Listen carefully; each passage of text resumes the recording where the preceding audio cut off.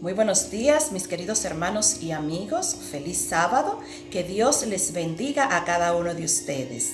En este momento estamos transmitiendo para ustedes el programa La Escuela en su Hogar, el cual se transmite a través de nuestro canal de YouTube, Tu Espacio Juvenil. En este momento, pues, me acompaña Nelson de la Cruz. ¿Cómo estás? Un placer para estar aquí otra vez, continuando con el estudio de la lección de esta semana, esperando que todos sean bendecidos con ella.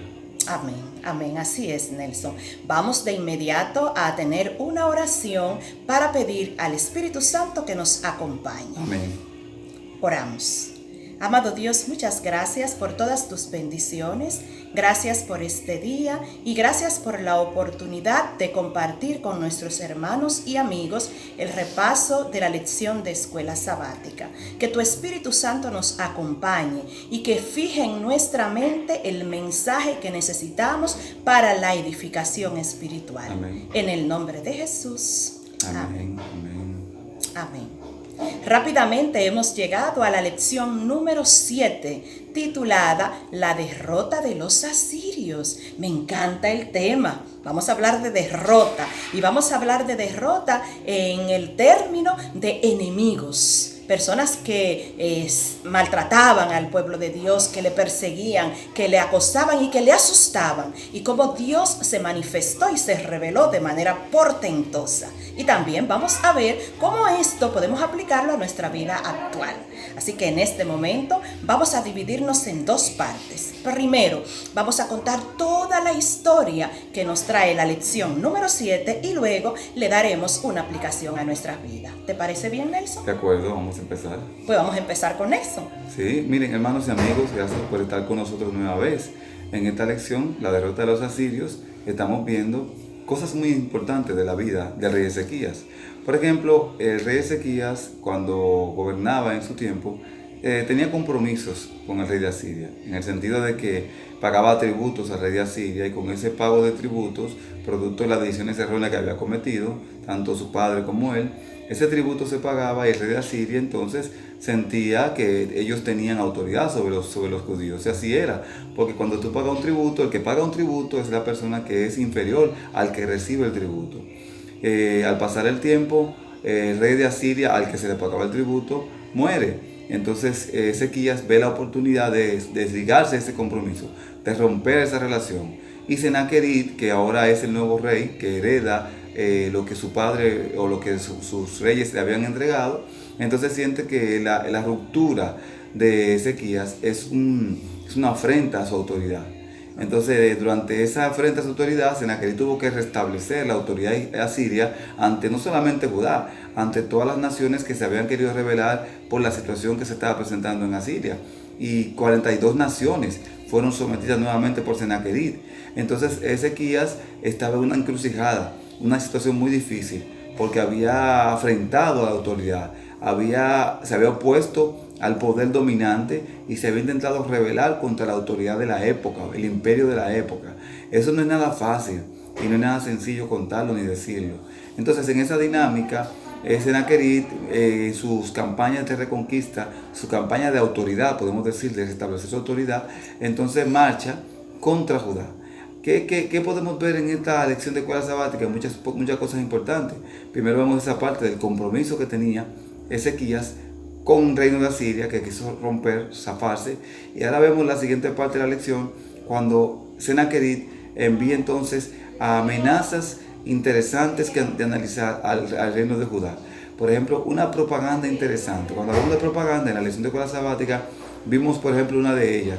Uno de los mensajes desalentadores, inteligentes, porque eran muy inteligentes, fue que el rey le mandó decir al rey de Judá que le iba a regalar 2,000 caballos si él tenía jinetes para montarlos. Oigan qué impactante. Si tú tienes 2,000 caballos, 2,000 jinetes para montar los caballos, te los voy a regalar para intimidar al pueblo.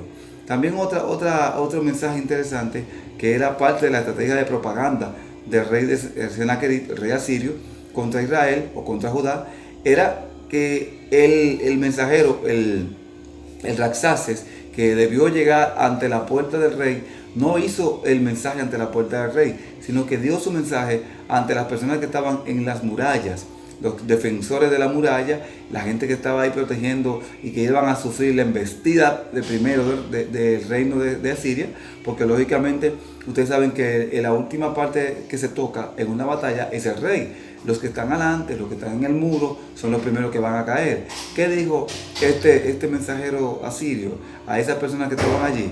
Que cuando el rey de Asiria llegara, ellos iban a comer su estiércol y beber su orina, y que ellos no tenían forma de escapar de la destrucción que traería el rey de Asiria ante ellos. Estas y otras ideas o otras propagandas desalentadoras que el rey de Asiria propició buscaban obtener una ventaja para tomar sin pelear el reino de Judá.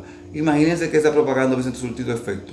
Entonces las personas se hubiesen desanimado y la gente, en vez de comprometerse al rey de Judá, hubiesen abandonado la batalla o la guerra, y por lo tanto Senaquerib hubiese tenido una victoria fácil.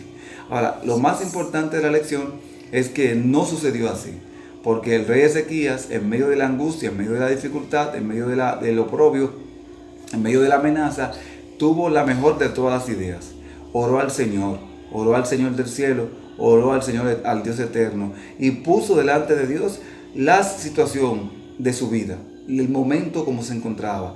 Clamó al Señor y planteó al Señor que necesitaba que sea el Señor que tomara cuestión, que tomara salida a lo que estaba pasando. Eso es muy interesante. Cuando tenemos situaciones así, Él hizo eso, Él oró al Señor. Y no solamente oró al Señor, Él invitó a Isaías a que orase con Él, y tampoco no solamente hizo eso, también buscó al pueblo, invitó al pueblo a que entendiera. Una de los textos más importantes es que le dijo: son mucha gente que vienen contra nosotros, pero más son los que están con nosotros que los que están con Él.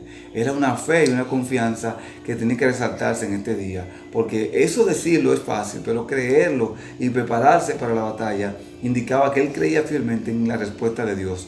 Él puso ante Dios las cartas que mandó el rey de amenaza, y le dijo al Señor: mira, Señor, aquí hay una intimidación. Ahora, algo que cometió para mí Senaquerib un error fue que cuando quiso intimidar a Ezequías, mandó una lista de los reinos que había destruido y de los dioses que había vencido. Y ahí estuvo un gran error del rey Senaquerib, cuando le dijo al rey Ezequías: ¿quién es Jehová para que te salve? Hermanos, eso fue catastrófico para Senaquerib. ¿Quién es Jehová? Y allí ustedes saben la historia, la escuela sabática, que Dios, ese Jehová que él cuestionó y que puso por igual a los dioses de las demás naciones, porque esa era la intención. Él decía: yo destruí tal nación a su Dios, tal nación a su Dios. Fueron 42 dioses.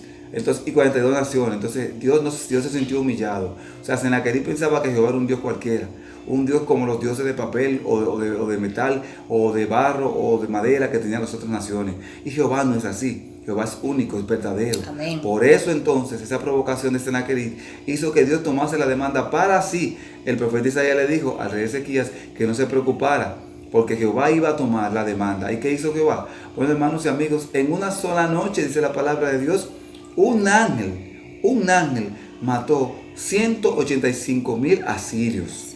Impresionante.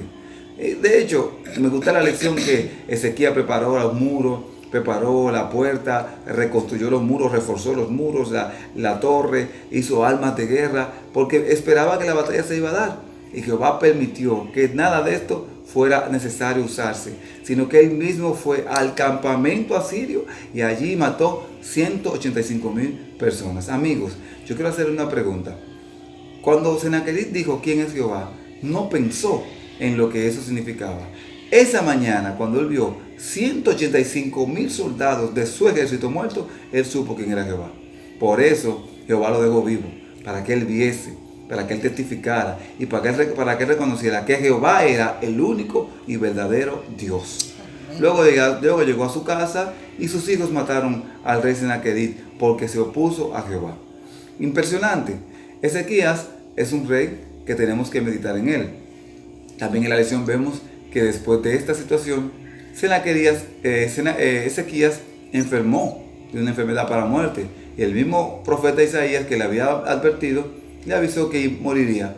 Y en su angustia y desesperación oró al Señor, a ese Jehová que lo había librado a ese Jehová que le había dado la victoria, a ese Jehová que lo había levantado y que lo había hecho poner sobre todos los demás reyes anteriores, familiares de él, porque ya el pueblo confiaba en Dios y confiaba en este rey, clamó a Jehová. Y dice la palabra de Dios que antes que el profeta llegase a la puerta del palacio, Jehová le dijo: devuélvete y dile al rey que le he regalado 15 años más. Eso también hay que tomarlo en cuenta. Dios le regaló 15 años más de vida. ¿Y qué pasó? Que con ese regalo que Dios le dio al rey, el rey cometió una falta grave. Porque cuando vinieron las personas a ver el milagro que Jehová había hecho con él, él no hizo lo correcto. ¿Cuál fue el milagro? Pues recuerden que cuando Isaías se le devolvió, Isaías le dijo: Dios te ha devuelto 15 años más. El rey le pidió una señal a Isaías. Entonces Isaías le dijo: ¿qué señal? ¿Qué es más fácil? ¿Que el sol avance 15 grados o que retroceda 15 grados? Ambos fenómenos iban a ser notados. Pero si avanzaba 15 grados, que sería como una hora, iba a ser notado, pero no iba a ser tan efectivo como que el sol retrocediera. Por eso Ezequías dijo: es más fácil que avance 15 grados, pero es más difícil que retroceda 15 grados. Y como petición al rey, Jehová hizo que el sol retrocediera 15 grados. O sea, la tierra giró a la inversa. Y una hora, en vez de ser las 5, se volvió las 4. Eso fue lo que pasó. El sol retrocedió. Fue un cambio universal, porque todo el mundo lo vio. Y los reinos, las naciones, supieron que algo raro había pasado y empezaron a investigar. Y se dieron cuenta que el Dios de Ezequías había hecho esto. Entonces los babilónicos, que hablamos de la lección, que antes no eran nación, ahora iban a ser nación, vinieron a ver el milagro. Y en vez de Ezequías contarle del Dios del milagro, entonces contó de las riquezas que tenía. Allí cometió su gran error, porque las riquezas que presentó a los babilónicos fueron las riquezas que luego los babilónicos vinieron a tomar para sí, como dice la palabra de Dios y como lo advirtió el profeta, por no declarar el poder de Dios a los que vinieron a ver la maravilla de Dios en su vida. Impresionante historia, Nelson. Amén. Una historia muy real que Dios permitió que pasara en su pueblo. Así es. Y la aplicación que nosotros queremos darle a esta lección es la siguiente. Todos los seres humanos que estamos viviendo en este 2021 estamos pasando por adversidades. Tenemos enemigos, personas que nos persiguen o situaciones sociales, sanitarias, circunstancias que nos amenazan y que hacen su propaganda también, como en la lección, y hacen que nosotros tengamos temor. A veces las amenazas son tan fuertes que pareciera que nos van a hacer a nosotros también tomarnos nuestra orina y comernos nuestro estiércol. Sin embargo, ¿qué debemos aprender de esta lección? Pues para mí la enseñanza primordial es la actitud del rey. ¿Por qué? Porque el rey, en medio de las circunstancias adversas, en medio de lo que podría ocasionar un fuerte temor, en medio de la posibilidad de estar temblando o esconderse, él clamó a Dios, buscó a Dios en oración y le pidió a Dios que, como él había salvado a otros que le habían sido fieles y habían dependido de él, que así lo hiciera con él y con su pueblo. Y no lo hizo solamente él, como decías ahorita, sino más bien que puso a todo el pueblo a que clamara, a que buscara a Dios y a que dependiera del Señor. Amén. Y ahí está el resultado de la confianza y la dependencia en Dios.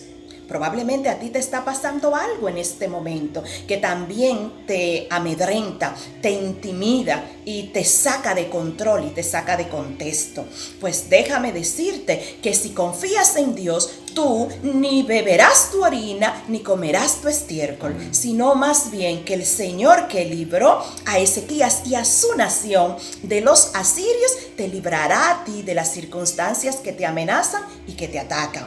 ¿Qué debes tener? Plena confianza en Dios, una confianza inquebrantable, que es lo que se necesita en este tiempo que estamos viviendo. Ahora que podríamos estar siendo amenazados, pero más adelante probablemente o casi seguro, por lo que está profetizado en la Biblia, las amenazas van a ser peores. Y por eso es que ahora tenemos que cultivar esa seguridad y esa confianza en Cristo, para que cuando los tiempos arrecien, entonces ya tengamos bien establecida y bien fundamentada nuestra fe en el Creador. Es nuestra motivación en esta mañana, en este sábado, en esta escuela sabática, a que podamos depositar toda nuestra confianza en el Dios de poder. Y cuando los asirios actuales y modernos nos persigan, no temamos, como le dijo Isaías a Ezequías. No nos asustemos, no permitamos que nada ni nadie nos amedrente. Dios está con nosotros y nos está guiando. Nos prometió acompañar y no nos va a dejar solo. Amén. El Dios que libró a Ezequías te librará a ti también. Amén. Así es que en este momento, pues para nosotros es un gusto y un placer poder concluir con este repaso que esperamos haya edificado tu vida y te eleve hasta el trono de nuestro Dios. Queremos cerrar con el resumen acostumbrado de nuestra lección número 7. Así que compartimos contigo este resumen. En respuesta al clamor de un rey fiel, Dios salvó a su pueblo y mostró quién es Él, el omnipotente Rey de Israel que controla el destino de la tierra. No solo destruye a los que intentan destruir a su pueblo, sino también brinda oportunidades para que otros, sin importar cuán babilónicos sean, lleguen a formar parte de su pueblo. Amén. Poderoso. Amén. Dios te bendiga en gran manera y te ayude a fortalecerte en la fe, a permanecer firme y fiel y a dejarte guiar por el Dios que te defiende. Amén. En esta mañana estuvieron contigo Nelson de la Cruz y Odelsa Dishmey. Amén. Queremos orar. Amén. Dios, gracias por la lección de hoy. Bendice a los que la escuchen y que su fe crezca también como la nuestra. En el nombre de Jesús. Amén. Amén. Amén. Amén. Dios te bendiga. Dios te bendiga mucho.